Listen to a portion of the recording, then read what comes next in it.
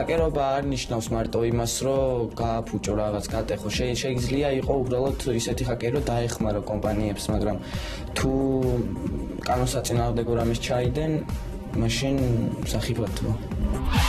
აქ საერთოდ ბევრი მნიშვნელობა აქვს, მაგრამ ძირითადად კომპიუტერი ტექნოლოგიაში იყენებენ ამ სიტყვას და ნიშნავს გატეხვა, უფრო რაღაცის გაფუჭება.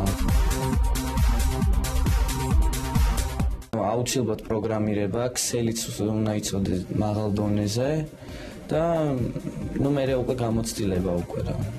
როგორ გითხრა, საინტერესოა უფრო რა და როცა რაღაცას ასე ვთქვათ, ჩალიჩობ და რაღაცა რომ გამოგივა, დიდი სიამოვნებაა.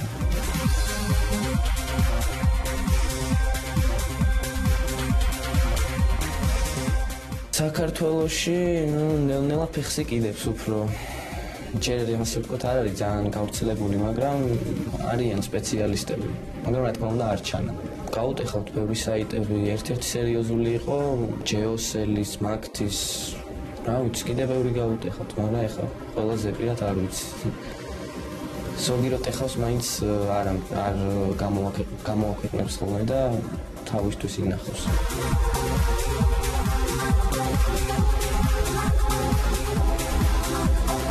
მოგებიანი გააჩნია რა როგორ გამოიყენებ ცოდნას.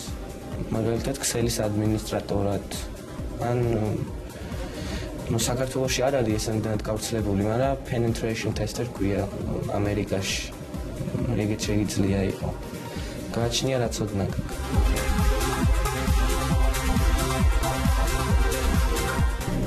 ძირითადად საიტებით ხდება.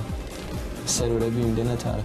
თუ სერვერი გატყდა, უფრო პროფესიონალის საქმეა და პროფესიონალი არასდროს არ ჩანს და ვერ გაიგებ.